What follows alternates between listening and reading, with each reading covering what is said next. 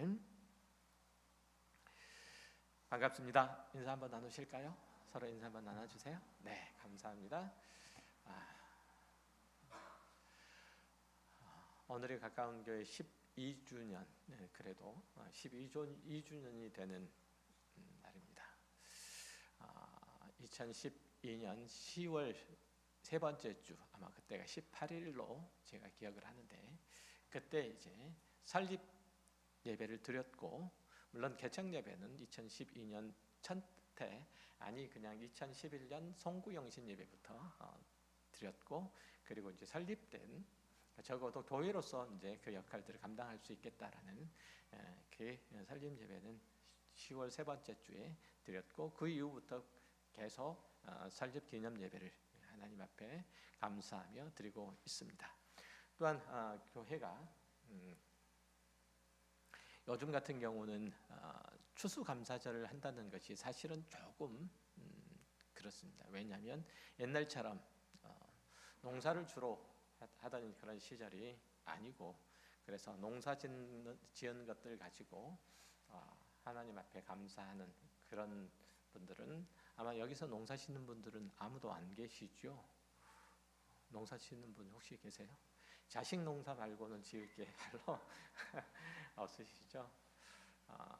어쨌든 그런 상황에서 추수감사절을 해야 되는데, 그래서 추수감사절은 한 해 동안 하나님께서 우리들에게 하늘의 신령한 은혜로, 또 땅에서 우리가 살아간 동안에 필요한 것들을 공급해 주시는 모든 한 해 동안에 우리들에게 베풀어 주신 은택을 감사하는 날로 드리기 때문에, 특별히 원래는 이제 11월 달 하고도 세 번째 주에 이렇게 이제 드렸지만 꼭 그렇게 드릴 이유도 없고, 그래서 12주년 기념일과 추수감사절을 한꺼번에 함께 드리고 있습니다.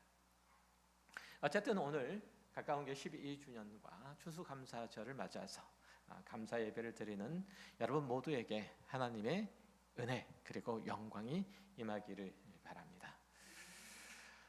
본문에는 불완전하고 미숙한 고린도 교회를 향한 사도 바울의 그 사랑이 가득 담겨져 있는 이 연서로 지금 본문이 채워져 있습니다.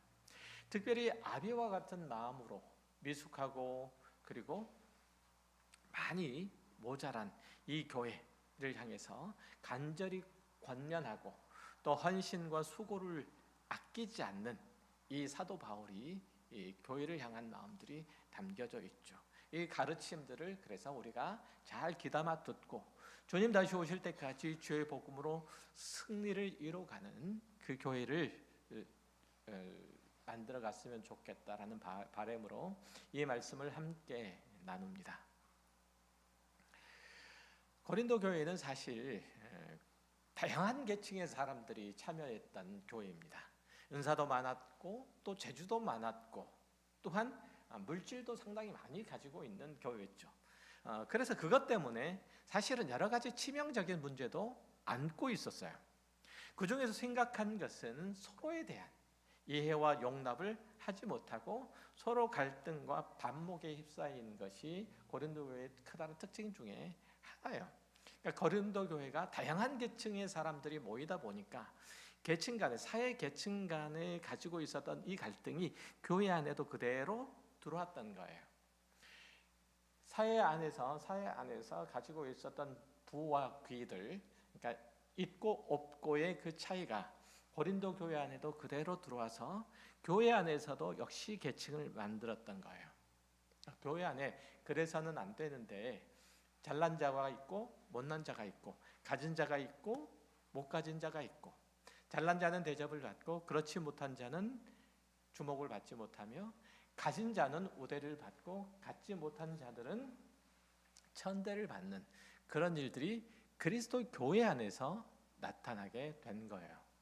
이게 교회가 가지고 있는 가장 심각한 문제 중에 하나예요. 고린도 교회뿐만 아니라 이 땅에 있는 모든 교회가 병들었다, 교회가 교회답지 못하다, 교회가 무너져 간다, 교회가 세속화된다 라고 얘기할 때 그 가장 뚜렷한 증거 중에 하나가 바로 그 부분이에요. 교회 안에서 세속의 그 기준과 판단이 그대로 교회 안으로 들어와서 성도들의 생각과 마음을 주장하여 사람들을 차별하여 대접하는 것, 이것이 교회의 가장 심각한 문제, 병들미예요. 고린도 교회 성도들은 교회 생활을 굉장히 열심히 했어요. 그리고 신앙에 대한 지식도 충만했고 또 하나님께서 주신 은사도 많았어요. 그래서 자기가 멋진 성도다, 훌륭한 그리스도인이다 라는 교만과 자랑도 또한 있었던 거예요. 그러나 사도 바울은 이렇게 얘기를 하죠. 자신의 경우를 들어서 그리스도인의 현재 형편, 실제적인 그리스도인의 현재 형편에 대해서 설명을 하는데, 그것은 고린도 교회 성도들이 이해하고 있었던 것과 정반대였어요.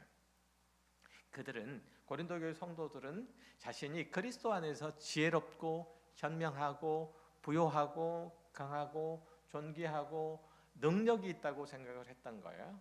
그것은 다 자기들이 신앙생활을 잘 하기 때문에 하나님께서 그들에게 부어주신 거라고 생각을 했던 거예요. 하지만 사도 바울은 오히려 자신이 그리스도의 사신이 되어서 어리석고 약하고 비천하고 배고프고 메맞고 세상의 쓰레기 취급을 받게 되었다고 그렇게 얘기를 하고 있어요. 누구는 그리스도 때문에 존귀하게 되었다고 얘기를 하는데, 누구는 그리스도 때문에 쓰레기 취급을 받고 있다고 얘기를 하고 있는 거예요. 이런 시각의 차이가 생긴 게 왜일까요? 그것은 고린도 교회가 그리스도인의 의미와 아식을 잘 이해하고 있지 못하기 때문에 그래요. 천국 그러면 의미가 있고 아직이 있다는 얘기 들어보신 적 혹시 있으세요? 제가 12주년이니까 그 얘기를 아마 100번쯤 했을지도 몰라요.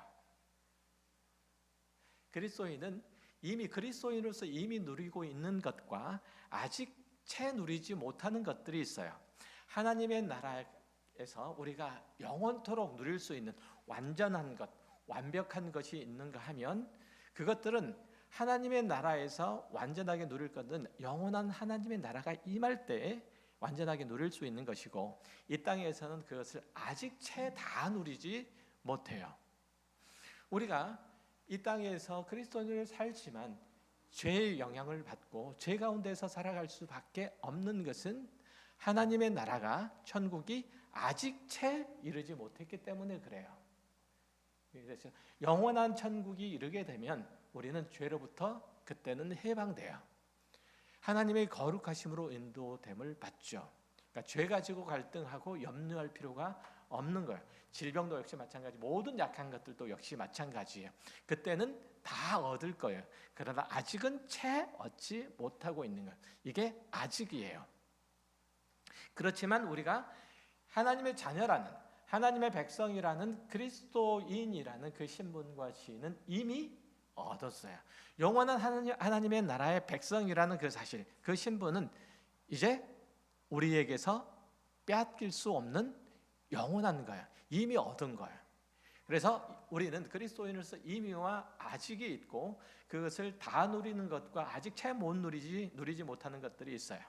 그러니까 그리스도인은 신분적으로 천국 사람이죠. 그리스도의 승리 안에 있고 하나님의 영원한 생명과 영광을 누릴 자예요. 하지만 이 땅에서 그것을 온전히 다 경험하지는 못한단 말이죠. 왜냐하면 이 세상은 사탄의 세력이 아직 다 괴멸되지 않았고, 인류의 조상 아담의 죄로 인한 고통이 아직은 위세를 떨치고 있기 때문에 그래요. 우리가 육체적으로 쇠약해지고, 그리고 늙고 병들고, 그리고 육체가 죽는 것, 그러니까 성경은 그것을 자는 것이라고 표현하는데, 그런 일들은 다 아직까지 죄의 세력이 우리 가운데서 그 위세를 떨치고 있기 때문에 생기는 문제예요. 이 땅에서는 그래서 우리 그리스도인들이 오히려 미련하고 무능하고 패배한 자처럼 보여요. 전혀 설득력 없는 그런 신앙을 가진 것처럼 보여요. 왜죠? 아직 채 이루어지지 못한 것들이 있기 때문에 그래요. 그러니까 우리는 영생을 가졌다고 하지만 모든 사람이 육체 안에서 다 죽잖아요. 그렇죠? 죽지 않는 사람 없이 다 육체 안에서 죽어요. 그래서 믿지 않는 사람들을 생각할 때 우리의 죽음이나 그들의 죽음이나 똑같기 때문에 무슨 그 믿음이, 그 신앙이, 그 천국이, 그 부활이 어딨단 말이냐라고 얘기를 할 수 있는 거예요. 이것은 우리가 완전히 다 갖지 못하기 때문에 그런 거예요. 그래서 우리가 무능한 것처럼, 터무니없는 사람들처럼 보여요. 죄와 악이 득세하는 세상에서 하나님의 말씀을 따라가는 것이, 말씀을 따라서 살아가는 것이 지혜로운 해법이 될 리가 없어요. 세상은 세상의 법칙들이 있죠. 하나님의 나라에서는 하나님의 나라의 법칙들이 있어요. 우리가 하나님의 나라의 법칙을 따라서 세상을 살아가면 사도 바울의 고백처럼 나올 수밖에 없어요. 비천해질 수밖에 없고, 그리고 무능한 자처럼, 또 패배한 자처럼 보일 수밖에 없다는 거예요. 그런데 고린도 교회 성도들은 이미 자신들이 승리와 영광을 얻은 자라고 얘기를 하고 있단 말이죠. 본문 8절에 보면 사도 바울은 고린도 교회 교인들에게 너희가 이미 배부르며 이미 풍성하며 우리 없이도 왕이 되었도다. 우리가 너희와 함께 왕노릇하기 위하여 참으로 너희가 왕이 되기를 원하노라 라고 지적을 하죠. 고린도 교회 성도들은 이 땅에서 자신들이 아무런 부족함이 없기 때문에, 그렇게 살아가고 있기 때문에, 아무런 마음의 부담이나 아쉬움 없이 살아가고 있기 때문에 그들이 마치 천국에 이른 사람들처럼 다 만족하며 다 누리고 살아간다는 거예요. 물론 그렇지 않는 사람들도 있었어요. 하지만 많은 고린도 교회 성도들, 특별히 그 사회에서, 고린도 사회에서 상류 계층에 속해 있는 성도들은 그런 생각을 품고 살았어요.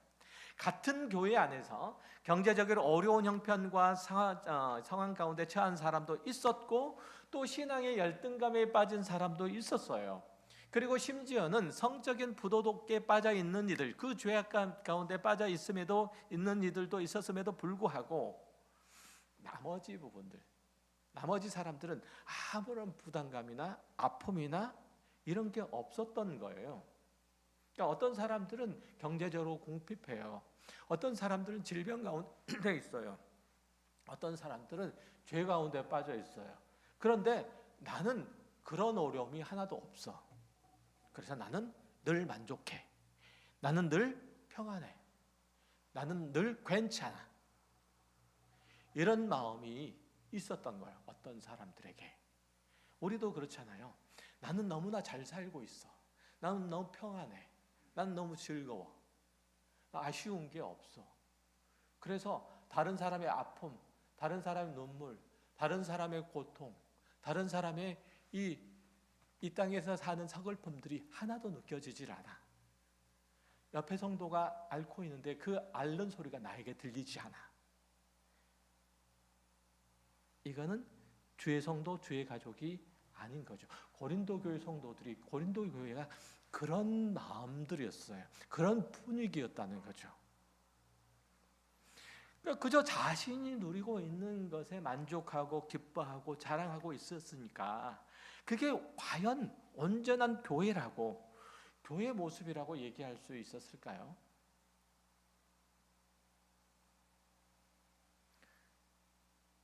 일부 성도들이 그런 마음들을 가지고 있어요. 그게 나랑 무슨 상관이 있느냐는 얘기죠. 그 사람은 그 사람의 아픔이고, 그 사람의 모자람이고, 그 사람의 어리석음이지. 그렇게 실패하고 잘못한 사람들이야 그들의 신앙의 어려움들이야 스스로 극복해야 될 문제들이지 내게는 상관이 없는 일들이라 여겼던 거예요. 도덕적인 결함을 가진 자들이야 나중에 하나님 앞에 가서 혼나면 그만인데, 그리고 나는 이렇게 하나님의 은혜로 이 세상에서 이렇게 잘 누리고 있는데 감사할 일 아닌가? 물론 감사할 일이죠. 하지만 나는 교회 식구들에게 부러움을 사고 있고, 심지어는 세상에서조차도 좋은 평판과 높은 지위와 인정받는 그 권위를 누리고 있기 때문에 아무런 염려가 없다. 고린도 교회 성도들이 이런 식으로 교회 생활을 하니까 교회 공동체가 심각한 냉랭함과 분열이 생길 수밖에 없었던 거예요. 그런데 이런 예가 사실은 대부분의 그리스도인들에게 있어요. 우리 모든 성도들에게 있다는 거예요. 한 예수를 믿지만 나는 최소한 저 사람보다 낫다. 저 사람이 지금 그런 일들을 겪는 것은 다 자기 잘못 때문이다. 나는 너보다 더 어렵고 힘든 일들을 겪었지만 너만큼 그렇게 바닥을 치지는 않았다. 내가 겪는 어려움들, 네가 겪는 그 어려움들은 다 너의 게으름과 무능력 때문이고 신앙의 열심을 보이지 않는 탓이다. 이런 마음은 하나님의 나라를 담아내는 공동체의 모습은 아닌 거예요. 적어도 한 식구, 한 형제, 한 자매라는 그런 공동체에서 나와야 될 의식은 아닌 거예요. 여러분, 제가 말씀을 드렸지만 성찬을 한 성찬 그릇에서 떡도 나누고 그리고 잔도 나눴잖아요. 그러니까 한 식탁에서 손을 넣고 그리고 한 음식을 먹은 거예요. 이거는 누구도 포기할 수 없는, 혹은 누구도 거절할 수 없는 한 운명 공동체라는 뜻이에요. 식구라는 뜻이에요. 한 운명 공동체의 식구라는 뜻이에요. 그래서 제가 말씀드렸죠. 예수님과 함께 떡을 그 그릇에다 손을 넣는 가룟 유다, 이것은 당시 나머지 제자들에게는 상상할 수 없는 일이에요. 예수님과 함께 이 그릇에 손을 넣는 누군가가 예수님을 배반한다는 거, 예수님을 판다는 거, 이거는 납득할 수가 없는 얘기예요. 그 당시의 문화로서는 식구예요. 한 가족이에요. 피를 나눈 한 가족과 똑같은 거예요. 그때 그 문화 속에서는 주님께서 이 식탁에 함께 손을 넣고 한 떡과 잔을 먹게 하신 것도 같은 의미예요. 같은 목적이고 같은 의도예요. 그런데 내가 살아가는 신앙과 내 삶 속에서 다른 사람들의 삶의 형편과 여건들을 헤아리지 않는다면 적어도 나는 이 식탁, 이 떡과 잔을 기쁨으로, 감사함으로 한 공동체로서, 그렇게 한 식구로서 나누고 있는 것이 아닌 셈인 거예요. 우리가 믿지 않을 때는 노골적으로 상대방을 무시하고 또 비난하고 살았지만 기독교 신앙을 가진 이후에는 사실은 그 기독교 신앙 때문에 믿음이라는 핑계를 대면서 상대방을 괴롭게 할 때가 사실은 많아요. 우리 중 누구도 예수 그리스도의 십자가에 없이는 구원을 얻은 이가 없고, 그리고 속죄의 피 흘림 없이 하나님 앞에 의롭다 하심을 받을 이가 하나도 없음에도 불구하고 우리는 상대방과 나를 저울질할 때가 참 많아요. 사람을 차별 대우할 때가 참 많아요. 그런 말씀 제가 많이 드리잖아요. 교회에 누군가가 오면 위로부터 시작해가지고 아래 발끝까지 쭉 스캔해서 이 사람은 3천만 원짜리, 이 사람은 15만 원짜리, 이렇게 스캔하시는 분 많다고요. 우리 교회는 어떨지 모르지만 제법 사회에서 어느 정도 누리고 있는 사람, 명품이 뭐고 이런 걸 아는 사람들은 그게 들어오나 봐요, 눈에. 저 사람이 입고 온 이 옷이, 신은 신발이, 그리고 차는 이 반지가 얼마짜리인지, 메고 있는 백이 얼마짜리인지 눈에 들어오나 봐요. 그래서 스캔해서, 그리고 마음에 드는 사람, 어느 정도 되겠다 싶은 사람은 앞으로, 그리고 안 되겠다 싶은 사람 저 뒤로, 마치 야고보서 2장에서 얘기하는 것처럼. 그것은 공동체가 아닌 셈이죠. 그러니까 이런 것들을 너무 쉽게 하는 거예요. 세상에서 조금 잘나고 조금 부유하고 조금 교양 있어 보이는 사람에게는 참 친절하게 대하고, 그렇지 않는 이들에게는 함부로 대하는 것, 이것은 그리스도의 공동체가 아닌 거예요. 적어도 하나님의 거룩한 백성의 모습은 아닌 거예요. 성경은 그렇게 가르치지 않아요. 절대로.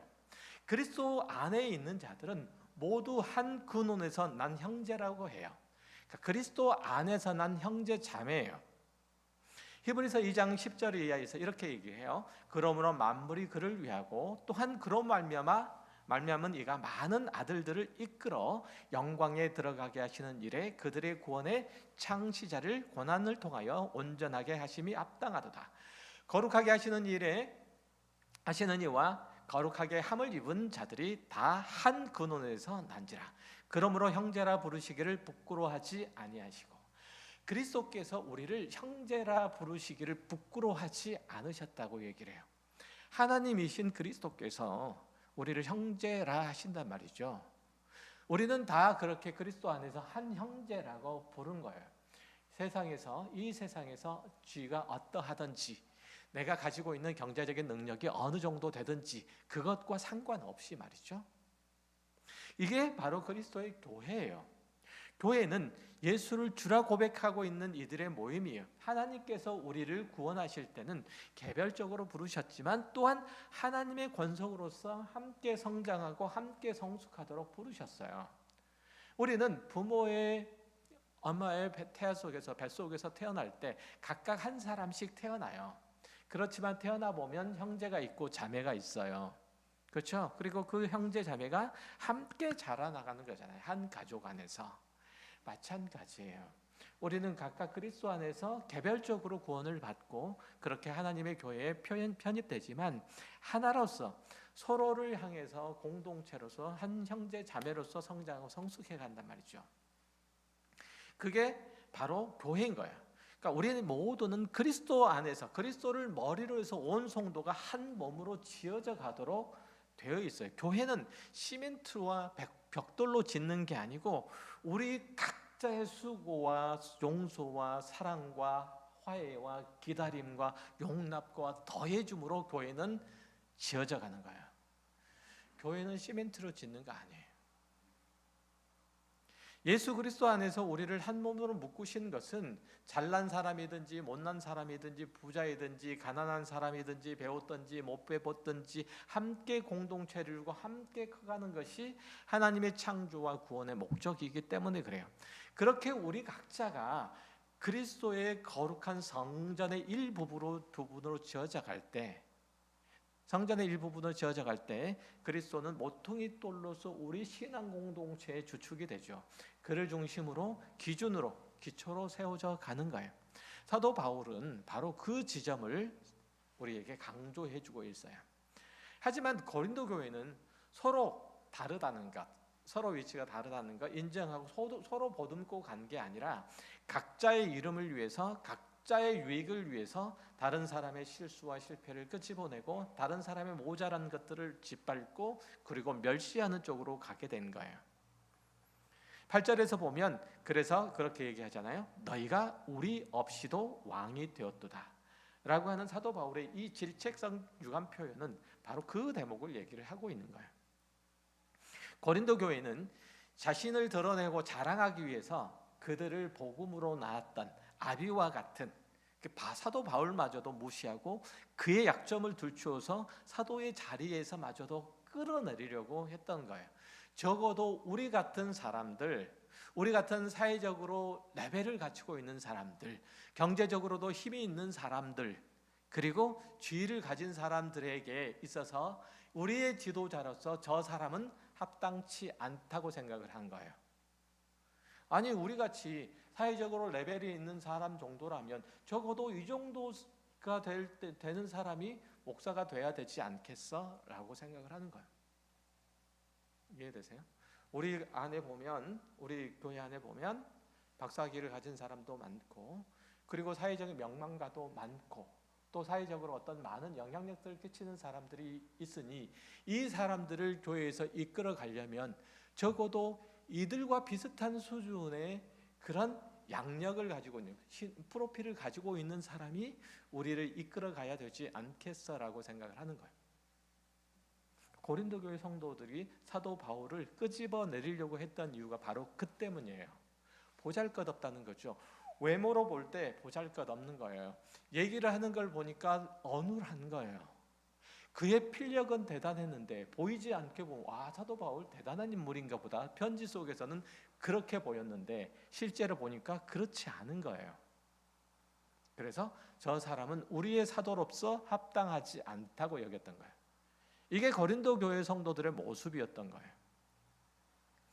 그러니까 고린도 교회 일부 성도들에게 예수를 믿는 것은 어떤 의미에서 볼 때 고성한 교양 광자에 등록해서 다니거나 아니면 수준 높은 철학 수업을 듣는 것처럼 그렇게 여겼을지도 모르겠어요. 이들에게 예수를 믿는 게 자랑이었어요. 이들에게는. 그리고 예수를 믿는 게 계급장처럼 여겨졌어요. 하지만 바울은 예수와 그 복음을 전하려고 세상에 의해서 조롱당하고 멸시당하고 비천에 처해져야 했다고 얘기를 하고 있어요. 때로는 매도 맞고 정처 없이 떠돌고 모욕을 당하고 방해받는 일들이 비일비재했다고 자신의 일들에 대해 설명하고 있어요. 급기야는 세상에서 가장 비천하고 가장 더러운 자같이 취급받게도 되었다는 거예요. 이 모든 일들이 그리스도를 따라 교회를 섬기다 보니 자연스럽게 일어났노라고 그렇게 얘기를 하죠. 고린도 교회 성도들은 자신 안에 있는 이 욕심을 채우기 위해서 스스로 왕이 되고자 하는 것들을 주저하지 않았지만, 사도 바울은 교회를 위해서 스스로 버림받은 자, 즉 승전국의 노예로 끌려가는 패전국의 백성으로서 묘사하기를 주저하지 않아요. 그는 그리스도를 위해서, 그리스도의 복음을 위해서라면 세상 사람들이 얘기하는 미말 끄트머리, 즉 패전국의 노예라도 나는 자처하겠다고 그렇게 얘기를 하고 있는 거예요. 이것은 사도 바울만의 얘기가 아니고 그와 같이 하나님께로부터 높임을 받는 자, 쓰임을 받는 자, 복음을 위해서 온 유럽을 다녀야 하는 자들에게만 해당되는 얘기가 아니고 온 그리스도인 여러분에게도 똑같이 해당되는 말씀이에요. 여러분 안에 있는 예수 그리스도가 나타나기 위해서 여러분은 모든 것들을 다 하셔야 되는 거예요. 패전국의 노예처럼도 그렇게 행세를 해야 되는 거예요. 이게 여러분이 그리스도 안에서 교회를 위해서 부름을 받았던 그 목적, 그 부르심의 명령을 수행하는 일들이라고 그렇게 얘기를 하고 있어요. 우리는 예수를 믿음으로 말미암아서 뭔가 자랑할 만한 어떤 것을 소유했으면 좋겠다, 그것을 얻었으면 좋겠다라고 그렇게 얘기를 하는데, 성경은 그렇게 얘기하는 게 아니라 예수를 믿는 것 때문에 너희는 비천하고 그리고 미련한 사람이다, 터무니없는 사람들이라고 그렇게 손가락질을 받고 조롱을 받는 자리에까지 가게 된다고 얘기를 해요. 얼마나 다른 겁니까? 그러니까 사도 바울이 그 모든 것들, 그래서 복음을 위해서 그리고 교회를 세우기 위해서 모든 것들을 다 들여 헌신했던 거죠. 그것은 종말론적인 왕국에서 그리스도와 함께, 교회와 함께 왕노릇하기 위한 모든 사람들이 다 갖춰야 되는 미덕인 거예요. 내가 영원한 하나님의 나라 가운데서 그리스도와 함께 왕노릇하기 위해서 나는 이 땅 가운데서 모든 치욕을 다 감당할 수 있다, 나는 부함에도 처할 수 있고 빈곤함에도 처할 수 있다, 이런 태도와 자세가 우리 마음에 늘 있어야 하는 거예요. 이게 그리스도인이에요. 고린도후서 11장 27절에서 또 수고하고 애쓰고 여러 번 자지 못하고 주르며 목마르고 여러 번 굶고 춥고 헐벗었노라. 이 외의 일은 고사하고 아직도 날마다 내 속에 눌리는 일이 있으니 곧 모든 교회를 위하여 염려하는 것이라. 누가 약하면 내가 약하지 아니하며 누가 실족하게 되면 내가 애타지 아니하더냐. 내가 부득불 자랑할진대 내가 약한 것을 자랑하리라. 이 사도 바울의 교회를 위한 수고와 염려와 헌신과 희생이 열매가 되어서 우리가 누리는 것이고, 또한 우리들에게 그러한 태도와 자세로 그리스도 안에서 세상 앞에 서 있으라라고 말씀하고 있는 거예요. 이것은 사도 바울의 고백일 뿐만 아니라 우리의 고백이기도 해야 돼요. 아멘 좀 해주시면 감사하겠습니다. 그렇게 하셔야 돼요. 그렇게 하라고 부르셨대요. 어떤 이들은 바울이 하나님의 특별한 은혜와 능력을 힘입었고 그리스도의 특별한 사명을 받은 사도니까 그렇게 사는 게 마땅하지만, 우리같이 평범한 성도들은 주일에 한 번 교회 나오는 것도 쉽지 않다라고 자기 합리화할지도 모르겠어요. 하지만 바울의 수고와 헌신은 자식을 잘 되길 바라는 마음으로 모진 고생도 마다하지 않고 죽을 때까지 사랑을 나누는 부모의 마음에서 나온 것이지 특별한 사명을 가진 자의 특심에서 나온 게 아니란 말이죠. 교회를 사랑하는 모든 이들은 사도 바울과 같은 태도와 자세와 마음과 그런 신앙의 걸음걸음을 걸어갈 수밖에 없는 거예요. 이게 그리스도인이래요. 이게 모든 성도의 신앙의 태도래요. 우리는 바울처럼 세계 전역을 다니면서 복음을 전하고 교회를 세울 수는 없지만, 교회를 향한 바울의 사랑에 비해서 우리의 사랑이 모자랄 이유도 없고 그럴 여건이 안 되는 것도 아니에요. 이 땅의 모든 어버이들이 어떤 여건에 처해 있듯이 자식들을 훌륭하게 키워내고자 하는, 최선을 다하고 그래서 자신의 모든 것을 내어주고라도 사람들에게 칭찬을 받는 자녀로 만들려고 노력할 거예요. 그렇잖아요. 모든 부모가 자신의 현재 여건과 상관없이 그렇게 할 거예요. 마찬가지예요. 그리스도 안에서 먼저 된 자는 나중은 우리 형제 자매, 우리 자식과 같은 자녀들에게 그렇게 섬기고 그렇게 나누는 거예요. 이게 교회예요. 그렇게 우리를 교회 가운데 부르신 것은 그렇게 함께 지어져 가도록, 그리스도 안에서 지어져 가도록 부름을 받았다는 거예요. 나만 지어져 가는 게 아니고, 그리스도의 공동체를 이루어가기 위해서 누구든 일방적으로 도움을 받고 또 누구는 일방적으로 필요 채워지기만 하고 이런 것은 없다는 거죠. 쉽게 말해서 못난 사람이 있어야 잘난 사람도 있고, 그래서 못난 사람을 잘난 사람이 섬길 수 있는 거잖아요. 교회에 어른만 있고 아이가 없으면 제잘 걸린 소리, 싸우는 소리, 웃는 소리 이런 걸 들을 수가 없는 거죠. 교회는 그렇게 커가는 거예요. 우리가 다음 세대가 없다고는 얘기를 많이 하잖아요. 한국 사회가 그렇잖아요. 걱정이 태산이잖아요. 교회도 마찬가지인 거예요. 흔히 결혼해서 아이를 낳아봐야지 철든다 말이 있듯이 교회를 위해서 수고하고 땀을 흘리고 헌신하고 애를 쓰고 기도하고 열심을 다하면서, 그래서 사실은 우리 각자가 그리스도 안에서 커가는 거예요. 다른 사람을 커가는 게 아니고 우리 각자가 커가는 거예요. 만약에 저 사람이 없었다면 나는 지금보다 훨씬 더 못한 사람이 되었을 것이라는 이 생각을 지워서는 안 돼요. 내가 누군가를 섬길 수 있기 때문에 섬기는 자로서의 태도와 마음을 배울 수 있는 거잖아요. 그렇잖아요. 내가 온몸이 성해서 그 성한 몸들을 가지고 누군가를 섬길 수 있는 것은 성하지 못한 사람들이 있기 때문에 그들을 섬길 수 있는 거예요. 다 어른이면 애는 어디 있어요? 다 애들이면 어른은 또 어디 있고요. 그래서 교회가 다양한 사람들이 모이는 거예요. 우리가 그리스도에게 속했기 때문에, 주님이 우리를 품으셨기 때문에 그에게 속한 모든 것이 우리의 것이 된 것처럼, 우리 각자도 서로 품을 때 그리스도의 지혜와 의로움과 거룩함과 구원함을 서로 나눌 수 있게 되는 거예요. 우리가 각자 품을 때 내가 가지고 있는 것들을 내가 품는 누군가가 나눌 수 있게 되는 거예요.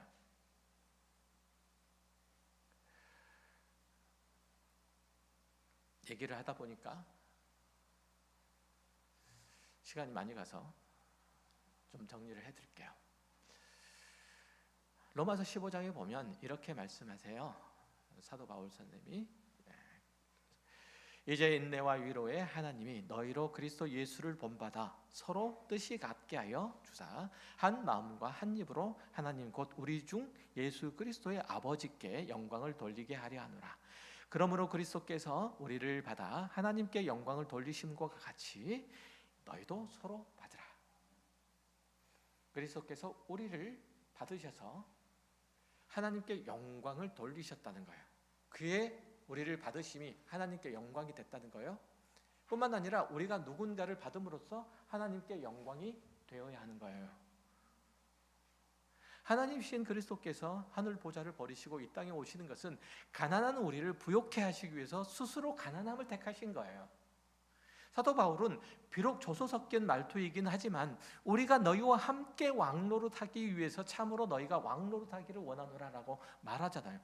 사도 바울은 영원한 하나님의 나라에서 고린도 교회 성도들과 함께 왕노릇하기 위해서 세상의 더러운 것과 만물의 찌꺼기 같이 되기를 마다하지 않았던 거예요. 이게 사도 바울의 태도예요. 우리의 태도이기도 해야 돼요. 여러분이 기뻐하고 여러분이 함께하기를 원하는 그 누군가와 하늘의 영원한 것들을 누리기 위해서 이 땅에 만물의 찌꺼기 같은 그런 역할들을 감당하기를 기뻐할 수 있어야 된다는 거예요. 우리는 밖으로 예수를 믿는다는 그 고백을 하기 굉장히 어려운 시기를 살아가고 있어요. 사회적으로 무리를 일으키는 목사 성도들도 많아서 이럴 때 나 교회 다녀 이렇게 말하면 속으로 이 멍청이라는 그런 핀잔을 듣는 때예요. 그렇다고 그런 교회, 그런 목사, 그런 성도 없었으면 좋겠다고 생각해서는 안 돼요. 그들을 안타까워해야 되고 아파해야 되고 그 연약한 성도, 그 아픈 이들을 위해서 우리는 기도해야 되잖아요. 그들의 연약함들을 함께 지고 가야 되는 거예요. 이게 우리의 운명이에요. 여러분들 누군가가 밖에 있는 우리 교회 말고 다른 교회 목사가, 다른 교회 성도가, 다른 교회 장로가 세상의 손가락질을 받을 때 여러분 손가락질을 하시면 안 돼요. 아파야 돼요. 아프셔야 돼요. 형제잖아요. 자매자잖아요. 제 얼굴에 침 뱉는 행위예요. 그런 것들을 할 때 그걸 아셔야 돼요. 그럴 때 형제 자매가 되는 거예요. 모세는 자기를 인도하던 이스라엘 백성이 하나님께 범죄해서 멸절 위기를 당할 때 이렇게 하나님 앞에 기도해요. 슬프도소이다. 이 백성이 자기들을 위하여 금신을 만들어 싸우니 큰 범죄를 범하였나이다. 그러나 이제 그들의 죄를 사하시옵소서. 그렇지 아니하시면 원하건대 주께서 기록하신 책에서 내 이름을 지워버려 주소서. 내 이름을 지워버려. 이게 모세의 마음이고 또한 우리의 마음이어야 돼. 사도 바울은 그리스도께서 세우신 교회를 위해서 기꺼이 만물의 찌꺼기 같이 되었고 사람들에게 조롱받는 것을 가볍게 여겼고 어떤 비천함에 처하는 것도 즐거워했다는 거예요. 제가 먼저 이런 모습으로 교회와 성도들을 섬기고 또한 기꺼이 낮아지도록 하겠습니다. 여러분도 각자의 분량에 맞춰서 서로를 받고 서로를 용납하시고 서로를 사랑하고 서로를 잘 섬겨 가시기를 바랍니다. 교회의 숫자가 많고 적음이 아닙니다. 교회가 어떤 일들을 할 수 있고 할 수 없고의 문제가 아닙니다. 말씀드렸던 것처럼 아무리 이 세상에서 없는 부모로 할지라도 자식만큼은 자신의 수준에서 최선을 다해서 길러내고자 하는 게 아버지의 마음이라면, 어머니의 마음이라면 제가 그 마음을 먼저 갖겠습니다. 그러니 여러분도 그 마음을 가지시고 그렇게 섬기고 사랑할 때 이 땅에서의 천국, 가정에서의 천국, 교회에서의 천국은 바로 여러분의 가정에서, 여러분의 교회에서 이루어질 것입니다.